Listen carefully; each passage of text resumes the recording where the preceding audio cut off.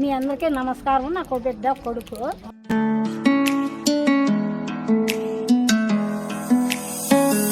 కాలు ఎరిగిన తర్వాత నేను పాలు వేస్తా. నేను కట్టి పట్టుకొని పోయి కరువు పని చేసిన ఓ సంవత్సరం అని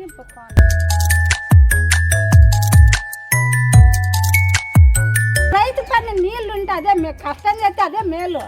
పంట పెడితేనే మనకు అన్ని అవకాశాలు ఉంటాయి తినేకి. అలసంద, పెసులు, ఉద్దులు, ప్రతి ధాన్యం 12 ధాన్యాలు పండుతాయి. పండితే దేవుడు కన్ను తెరిస్తే 12 ధాన్యాలు ఇంట్లో ఉంటాయి. రైతు పండితే రాదే, పండకపోతే లేదు. అప్పులు ఇప్పుడు ఈ భూములు అమ్ముకుంటాను, నిన్న పడతాను అప్పులు. ఆ భూములు అమ్ముకునేది ఇట్లా చేసుకుంటారు. వానలు వచ్చి పంట బాగా చేస్తే పంట కాటికి అన్నీ వెనుకే. పంట పండితే బతుకుతాయి. ఆ పేలేసిపోయినాడు వాడు మందు తాగుతాడు. వానికి సాగరి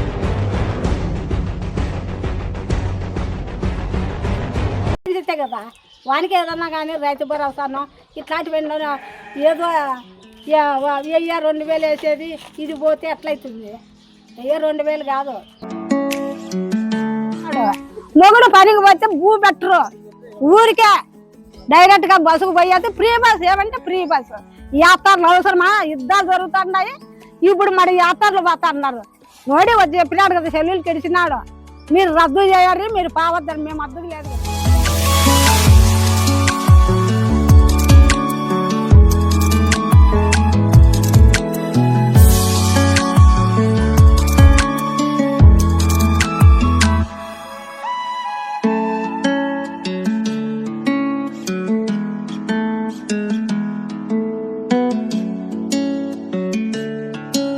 అయిందని సంతోషంగా ఉందా? అయ్యో చాలా సంతోషం సార్. మాకు రిన్యువల్ చేసినందుకు చాలా మేము సంతోషపడుతున్నాం. చాలా గర్వించదగ్గ విషయం.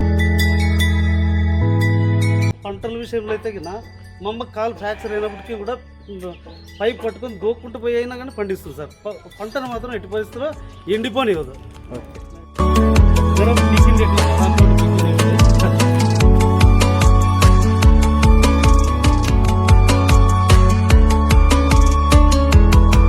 ఆర్గానిక్ పద్ధతిలో పండించినట్టు దీంట్లో ఎటువంటి కెమికల్ పెట్టినట్టు కాదు.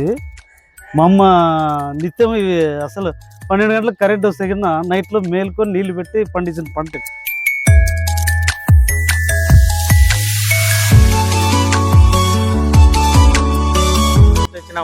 చాలా థ్యాంక్స్.